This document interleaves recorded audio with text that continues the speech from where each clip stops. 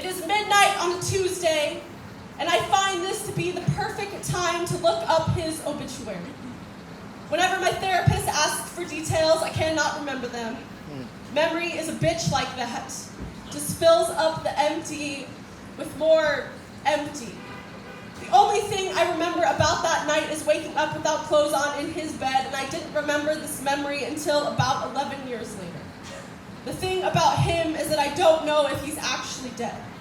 He was probably around 64 years old when it happened, so I have to imagine that his body has dropped from old age, or maybe the weight of my body crushing him all of these years. The thing about weight is that some people can carry more than others.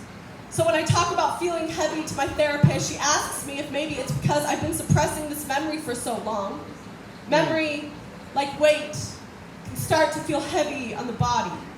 So when I say that I can only hope that his body has dropped dead from the weight of me, what I mean is that I hope he is weak. I hope his bones quaked under the pressure of all the times I have wished him dead, and I call myself a strong woman. I call myself a strong woman because of all of the weight I can carry. My therapist calls this repression, but I call it a dumbbell. Call myself a bodybuilder. I tell myself that the more I hold on to all of this, the more powerful I will become. My therapist calls this avoidance, but I call this survival. And I've had to learn over time that just because you can carry the weight doesn't mean you're strong. It just means that your back hasn't snapped in half yet. When I imagine talking about it until I can remember, I think it a weight I do not know how to carry. I look up his obituary in hopes that this will take some weight away from it all.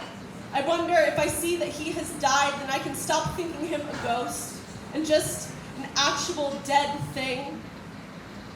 I wonder if I see his face, if it will put the memory back into place, and it turns out there are a lot of old, dead men with his name.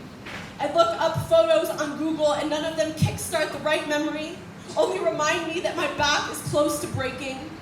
My therapist tells me that I need to talk about it more, put a name to it maybe.